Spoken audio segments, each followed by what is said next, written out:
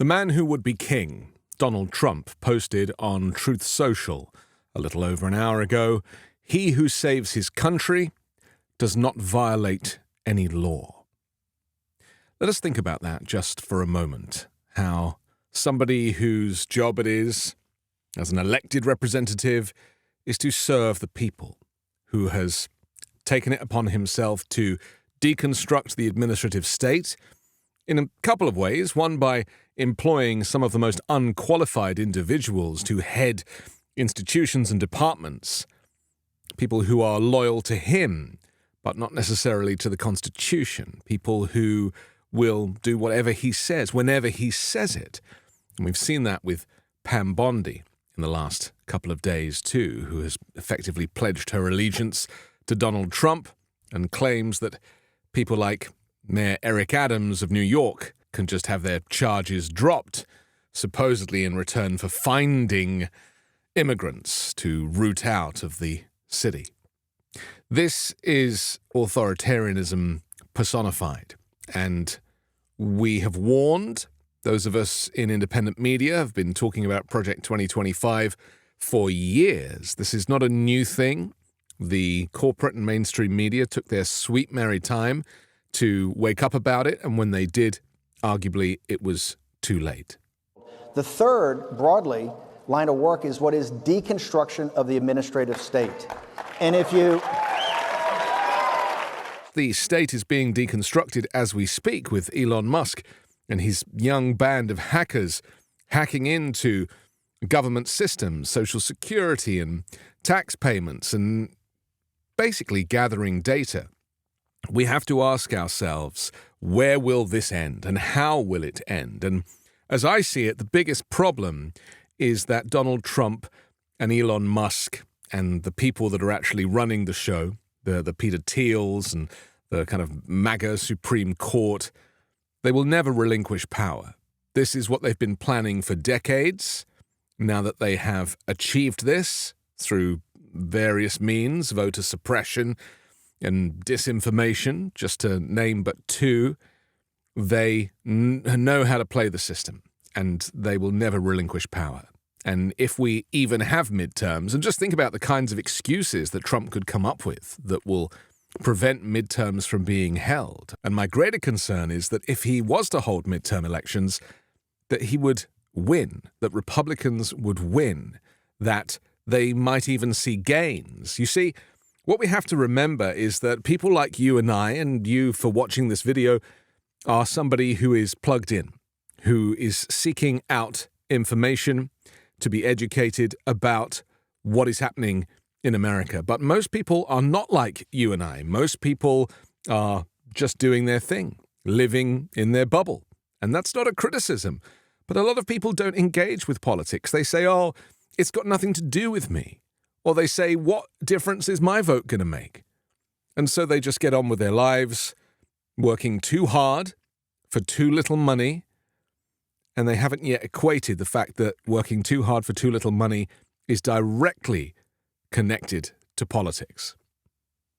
And so this is the problem that we face. We have a disinterested country who doesn't really know that there is a constitutional crisis underway. And when Donald Trump claims that the law doesn't apply to him, that he is the law, that he makes the law, and with Pam Bondi by his side and firing 18 inspectors general and Elon Musk, the richest man, next to him, that is America now.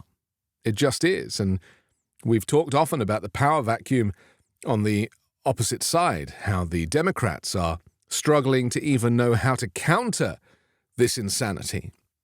Trump and Musk and Pete Hegseth is another one who spoke at the NATO summit and basically said, Europe, you're on your own.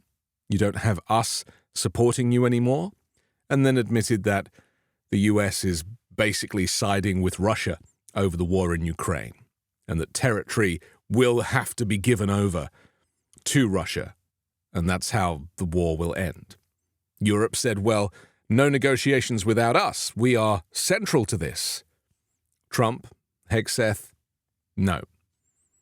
We might tell you what's going on, but you're not going to be involved because Trump and Putin are intrinsically linked. And so this is where we find us. America has pivoted. From the days of the Cold War, we are completely repositioned now. The despots, the dictators are aligned. Trump, Musk, Putin, Viktor Orban, President Erdogan of Turkey. The dictators of the world are forming their own alliance. My fear is that Donald Trump feels like he has an affinity with these people. He wants to be like people. That's why he's renaming the Gulf of Mexico as the Gulf of America. That's why he'll invade Greenland. That's why he'll take the Panama Canal. That's who he is. That's why he tries to disrupt this peace deal, this transfer of hostages, this ceasefire in Gaza by saying he will build condominiums on the site and ethnically cleanse the region of Palestinians. He doesn't care. This Christo-fascist version of America has taken root and taken hold. And it was all written down in Project 2025. Things will have to get a lot worse before they get better. And I'm starting to hear from some people that maybe America needed this. Maybe it had taken itself for granted for too long. Maybe it thought that it would be all-powerful and democracy would stand forever after. Democracy is over, as I see it. The voter suppression, and you'll read more about that in the SAVE Act, which Republicans are trying to pass, really was the nudge that Trump needed to push him over the line. We know it's close, Republicans and Democrats, but a nudge of voter suppression is all it took to give Trump the presidency. And, I've heard them talk about this. I've heard Peter Thiel say that, if a country looks like it's weighted 95% liberal, then you'll think it's rigged. But if it's close enough, nobody will question the election results. And by making it close enough, about 1.5 percentage points for Trump to win the popular vote, that is the reason why there isn't so much talk about the levels of voter suppression and the tactics that went on throughout the swing states over the last 2 or 3 years. And if you just look to Brian Kemp in Georgia and look at the dozens of voter suppression laws that were passed, Pennsylvania too, just do your research and you'll see that this has been a stealth-like process over a period of years that has been in the planning since Trump lost in 2020. So I feel very uneasy, as I'm sure you do.